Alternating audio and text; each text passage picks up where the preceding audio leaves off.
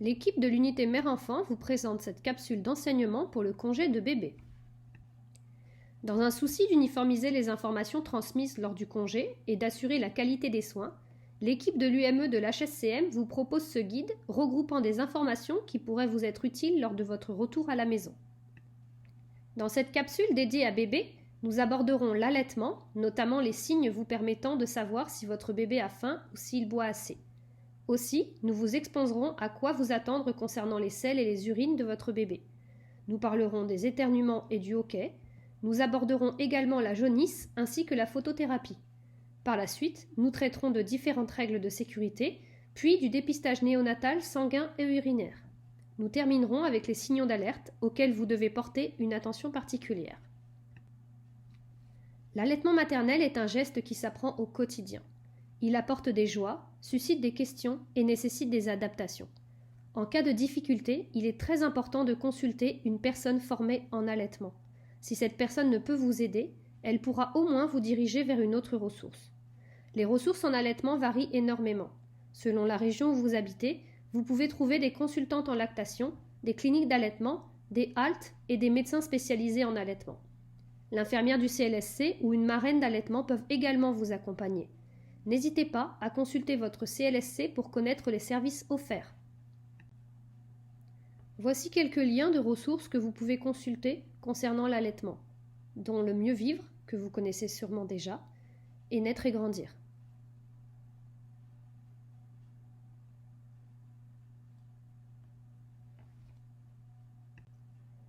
Certains gestes facilitent l'allaitement. En effet, il est bon d'avoir votre bébé près de vous, le jour comme la nuit. Le nouveau-né a un grand besoin de proximité et d'être rassuré par votre présence. Lorsque votre bébé est près de vous, vous pouvez faire connaissance et apprendre à reconnaître ses premiers signes de faim. C'est le moment idéal pour le mettre au sein, car il sera probablement plus calme. La Société canadienne de pédiatrie encourage les parents à dormir avec leur bébé dans la même chambre jusqu'à l'âge de 6 mois, mais chacun dans son propre lit. Finalement, la reconnaissance des signes de faim et de satiété est bénéfique à l'allaitement. Vous connaissez déjà probablement une ou plusieurs de ces différentes positions pour allaiter votre bébé.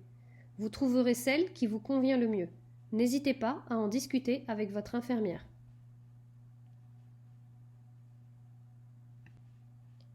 Comment reconnaître que votre bébé a faim?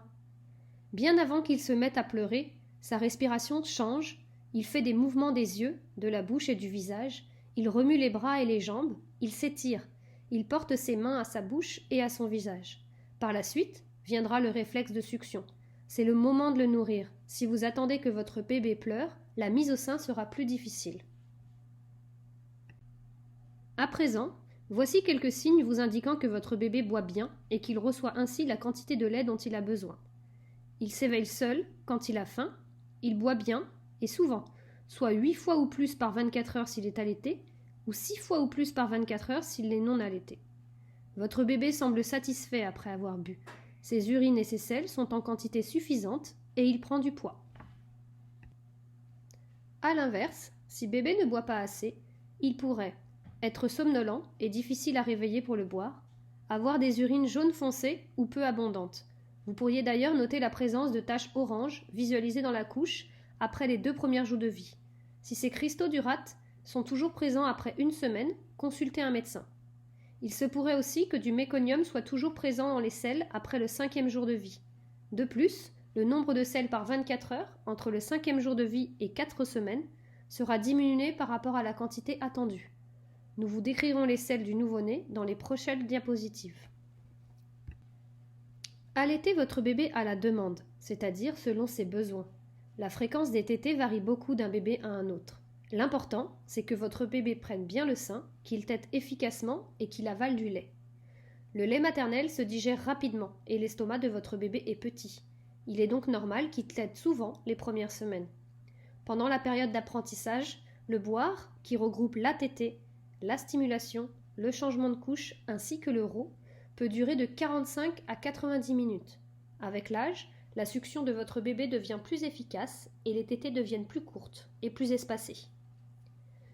Observez plutôt les signes de satiété de votre bébé, qui signent un besoin satisfait.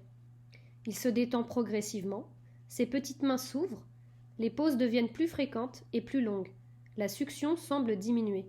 Souvent, il finit par relâcher le sein et s'endormir calmement. Considérez l'allaitement comme un temps d'arrêt durant lequel vous pouvez vous relaxer. Vous n'avez pas besoin de chronomètre. Détendez-vous et profitez-en pour vous reposer. Au moment de lui offrir le sein, assurez-vous que le bébé ait la bouche grande ouverte. On peut observer plusieurs signes de transfert de lait chez le bébé. Vous voyez et vous entendez le bébé avaler. Rassurez-vous, dans les premiers jours, cela peut être moins perceptible. Le rythme est soutenu et le bébé fait des pauses périodiques. Les bras et les pieds du bébé se relâchent à mesure que la tétée progresse. Sa bouche est humide. On peut également observer des signes de transfert de lait chez maman. La tétée est confortable pour la maman. Celle-ci est détendue ou somnolente. Lorsque la montée laiteuse est présente, le lait du sein opposé peut couler pendant la tétée. La mère peut ressentir de la soif. Des contractions utérines ou une augmentation des pertes sanguines peuvent survenir durant la tétée. À la fin de celle-ci, le mamelon est allongé, mais non pincé ou en biseau. Voici d'autres éléments qui favorisent l'allaitement. Allaiter exclusivement, en fonction de la demande du bébé. Ne lui offrir que votre lait. Évitez d'utiliser une suce durant les 6 premières semaines de vie de bébé. Évitez d'utiliser un biberon. Si vous avez des difficultés temporaires à allaiter, tirez votre lait pour nourrir le bébé, stimulez et maintenir la production. Au besoin, demandez de l'aide auprès des ressources en allaitement. Le lait maternel est l'aliment de premier choix pour le nourrisson. Pendant les 6 premiers mois, l'allaitement exclusif, sans autre liquide ou aliment, répond à tous ses besoins et assure sa croissance de manière optimale. Par la suite, vous pouvez continuer à allaiter aussi longtemps que vous le désirez, tout en introduisant des aliments complémentaires au fur et à mesure. La production de lait cesse peu à peu, à mesure que la stimulation du sein diminue. Un sevrage graduel permet d'éviter l'engorgement et les risques de mastite. Le temps nécessaire pour l'arrêt de la production du lait varie d'une femme à une autre. Pour celles qui désirent un sevrage complet, une période de 4 semaines semble adéquate. Ce délai permet aussi à votre bébé de s'adapter aux changements en douceur. Un sevrage plus rapide peut être difficile pour votre bébé et pour vous. Certaines complications peuvent survenir en lien avec l'allaitement.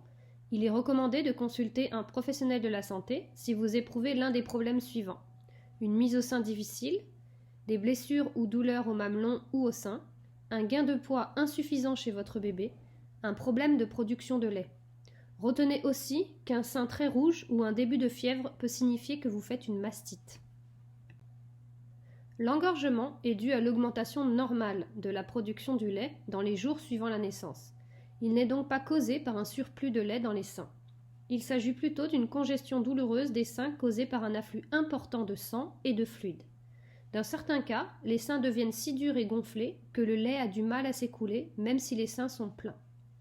Voici les signes et symptômes qui y sont associés. Votre sein sera lourd, tendu et dur au toucher. Il peut également être légèrement ou très douloureux selon la sévérité de l'engorgement. La peau de votre sein peut être rouge et chaude. Il n'y a pas de fièvre associée. Voici quelques trucs pour vous aider à maintenir l'allaitement en cas d'engorgement. Augmentez la fréquence des tétées, particulièrement lors de la montée laiteuse. Ne mettez pas de compresse chaude sur vos seins car cela pourrait aggraver l'enflure. Appliquez plutôt une compresse froide entre les tétées. Par exemple, vous pouvez mettre un sac de petits pois congelés enveloppé dans une serviette sur votre sein pendant 20 minutes. Vous pouvez aussi utiliser une grande feuille de chou froide que vous mettez dans votre soutien-gorge pendant 20 minutes 2 fois par jour.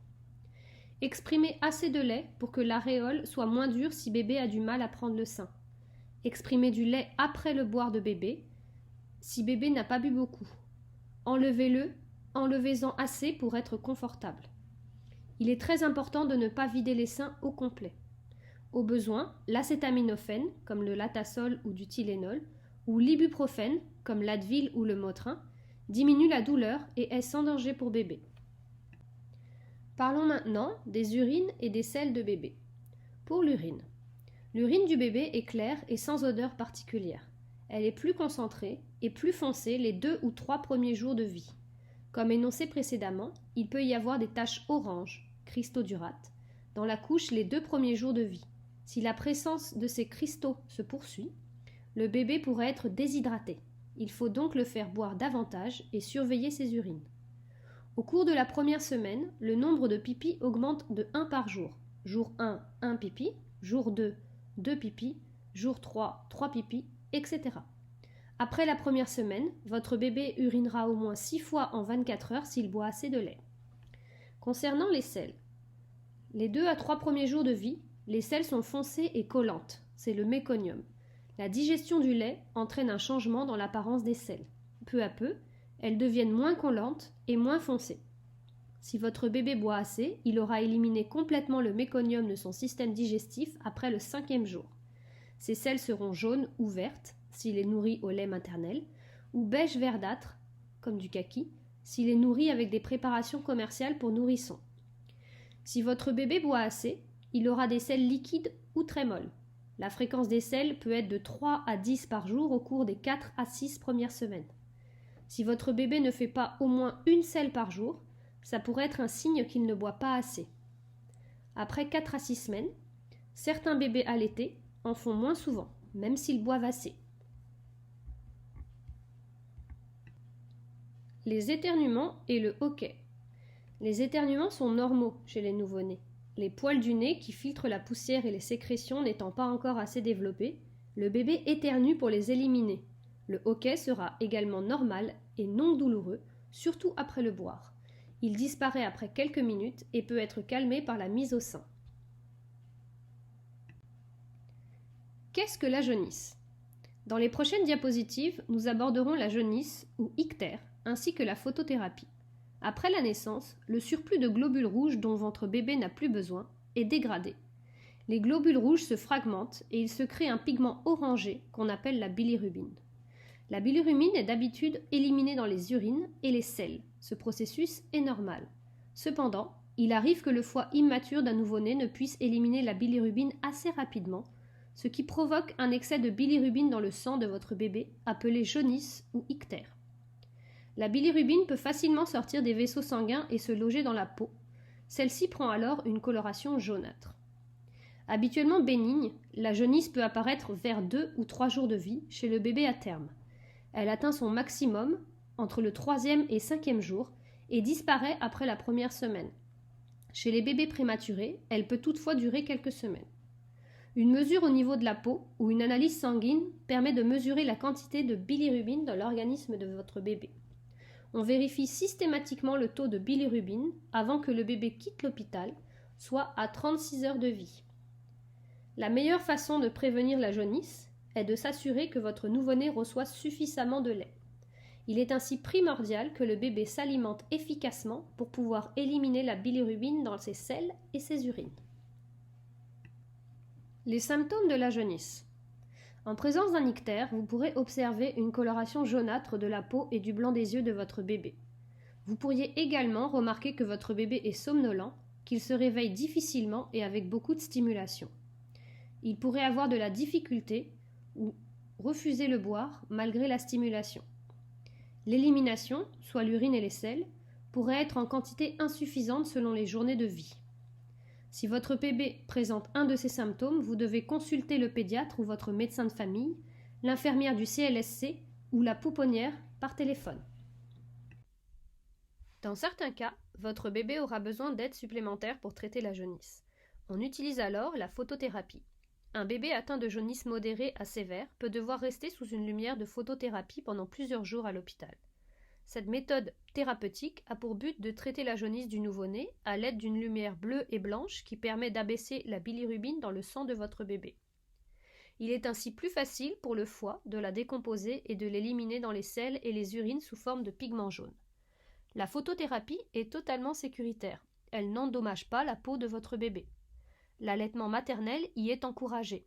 On préconise des tétées régulières aux 2 à 3 heures ou plus fréquentes si au besoin.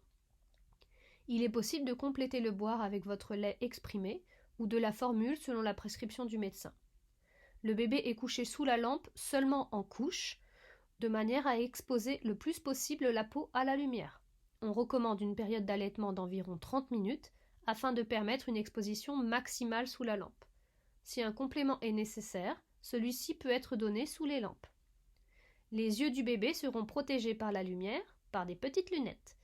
Le bébé aura des selles molles et le taux de bilirubine sera mesuré au moins une fois par jour ou selon le jugement du pédiatre pour vérifier si le traitement est efficace. La photothérapie sera cessée dès que le taux de bilirubine dans le sang de votre bébé retrouvera la normale selon ses heures de vie.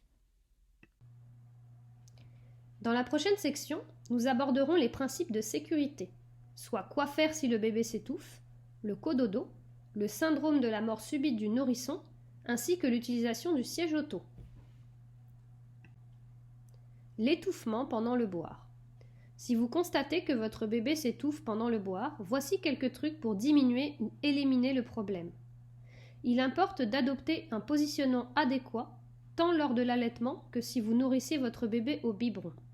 Si vous nourrissez votre bébé au biberon, installez-le en position semi-assise. Ainsi, le biberon sera légèrement incliné et le bébé pourra donc boire à son propre rythme. Évitez de le coucher sur le dos pendant le boire, car par gravité, le lait coule dans sa bouche même s'il ne tète pas. Assurez-vous que la tétine ne coule pas trop vite. Au besoin, changez-la pour une tétine à écoulement plus lent. Faites quelques courtes pauses pendant le boire. Peu importe la source d'alimentation, il est important de faire un rot à votre bébé après le boire. Cependant, si vous nourrissez votre bébé avec de la préparation commerciale pour nourrissons, il est fort probable que le bébé ait besoin de plus d'un rot pendant ou après son boire. Si votre bébé s'étouffe et qu'il tousse avec bruit ou en faisant des sons, restez avec lui et surveillez-le. Il ne faut pas intervenir tant qu'il peut tousser bruyamment, puisqu'il essaie de se dégager tout seul.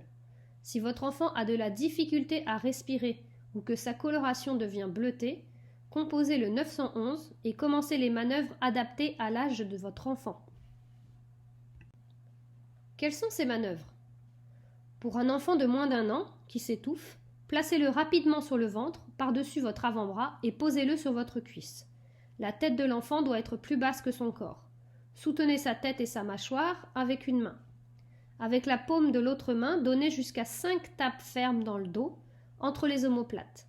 Pour de plus amples informations, référez-vous à la section Santé, premiers soins, étouffement du Mieux vivre avec votre enfant de la grossesse à 2 ans, qui peut également être consulté en ligne. Comment faire dormir bébé en sécurité?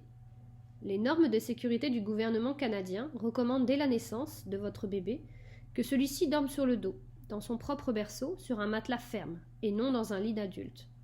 On ne doit retrouver aucun autre objet dans sa couchette, à part une couverture. Aucun jouet, aucun oreiller, aucune literie mal ajustée, aucune douillette, car elles peuvent facilement recouvrir la tête de votre bébé à la suite de ses mouvements, ce qui peut empêcher sa respiration. On recommande plutôt un pyjama de nuit avec un drap léger. Vous pouvez installer son berceau dans votre chambre, mais évitez de dormir dans le même lit que votre bébé dans les premières semaines de vie. On constate malheureusement chaque année des décès de bébés qui ont partagé le lit de leurs parents. De plus, ne laissez jamais votre nourrisson dormir seul dans un lit d'adulte. Il est à noter que le siège d'auto ne doit pas être utilisé pour remplacer le berceau, car il n'est pas sécuritaire pour un sommeil de longue durée. Tel que mentionné précédemment, il n'est pas recommandé de dormir dans le même lit que votre bébé. Cependant, si vous décidez malgré tout de le faire, voici 7 conditions à respecter. Un environnement sans fumée, avant, pendant et après la naissance. Durant la grossesse, les produits de tabac absorbés par la mère sont transférés au sang du bébé à travers son placenta. L'exposition passive à la fumée de secondaire s'associe également à une augmentation du risque de syndrome de mort subite du nourrisson. Il ne faut pas oublier que les enfants sont plus fragiles que les adultes parce que leurs organes sont en développement. Pas de consommation d'alcool, de drogue ou de somnifères. Allaitement maternel exclusif, pas de biberon ni de tétine. Votre bébé doit être né à terme et être en bonne santé. Il doit être couché sur le dos, légèrement vêtu et non emmailloté. Votre matelas doit être ferme et la surface sécurisée. Le syndrome de la mort subite du nourrisson frappe un peu moins de 1 bébé sur 1000 au Canada. Ce syndrome survient de façon soudaine et inattendue pendant le sommeil, habituellement chez des bébés en bonne santé de moins de 1 an. Le syndrome de la mort subite du nourrisson demeure encore de nos jours un événement dont on ne peut identifier la cause. Il existe cependant certains facteurs de risque qui peuvent être évités en respectant les recommandations énumérées pour le sommeil sécuritaire ainsi que pour le cododo. De plus, gardez la chambre à la température ambiante entre 20 et 22 degrés Celsius, entre 68 et 72 degrés Fahrenheit. Le nouveau-né a besoin de chaleur, mais pas trop. Il ne doit pas transpirer. Si la température de la pièce vous convient, elle lui convient aussi. Le siège auto. Afin de bien positionner votre siège auto, nous vous invitons à visionner la ou les vidéos adaptées à votre situation.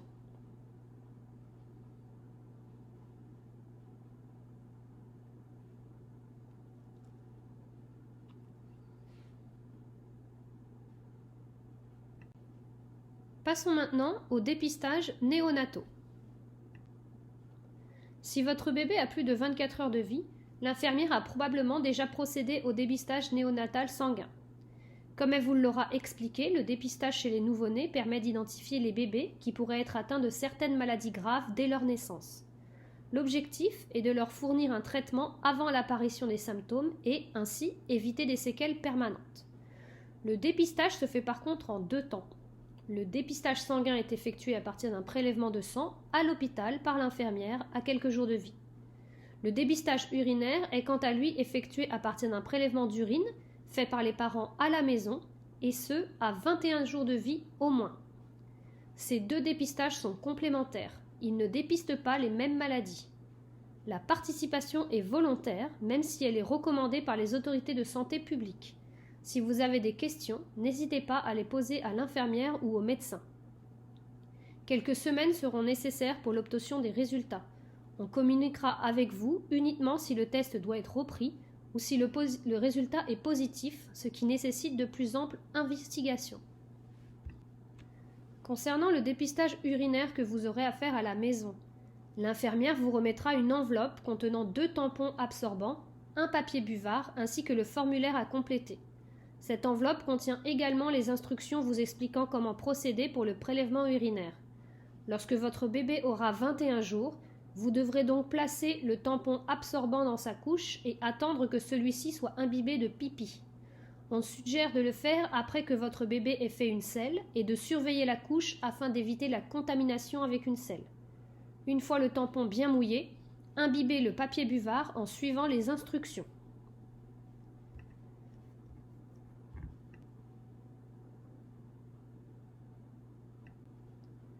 Les signaux d'alerte pour bébé. Certaines situations nécessitent que votre bébé soit vu par un professionnel de la santé. Si sa température rectale est supérieure ou égale à 38 degrés Celsius ou 100,4 degrés Fahrenheit. Si vous remarquez la présence de sang dans ses selles, si les selles sont noires ou verdâtres après 4 jours de vie, ou si les selles sont liquides ou que votre bébé en fait plus que 12 en 24 heures. Si les urines sont foncées, ou que vous comptez moins de 3 pipis en 24 heures. Si votre bébé boit moins de 8 tétés efficaces en 24 heures, ou qu'il présente des périodes de sommeil de 6 heures et plus entre les tétés. Si bébé vomit à plusieurs reprises, s'il présente une quelconque difficulté respiratoire, si la peau ou le blanc des yeux de votre bébé ont une coloration jaune, ictérique, tout changement soudain ou particulier dans le comportement ou l'apparence de votre bébé. Ces situations sont considérées comme des signaux d'alerte. Dans les 10 premiers jours suivant sa naissance, si votre bébé présente un ou plusieurs des signaux d'alerte nommés précédemment, appelez à la pouponnière de l'unité mère-enfant ou Info Santé au 811 ou présentez-vous à l'urgence dans une clinique médicale ou au CLSC selon la situation. Si cette dernière demande une aide immédiate, composez le 911. Après le 10e jour de vie, appelez Info Santé ou présentez-vous à l'urgence dans une clinique médicale ou au CLSC selon la situation. Encore une fois, si celle-ci demande une aide immédiate, composez le 911. Quelques petits rappels. Si le pédiatre vous a donné un rendez-vous, présentez-vous à la clinique externe de néonatologie de l'UME de l'hôpital Sacré-Cœur de Montréal. Vous devez aussi prendre un rendez-vous médical afin que votre nouveau-né soit examiné 2 à 4 semaines après sa naissance.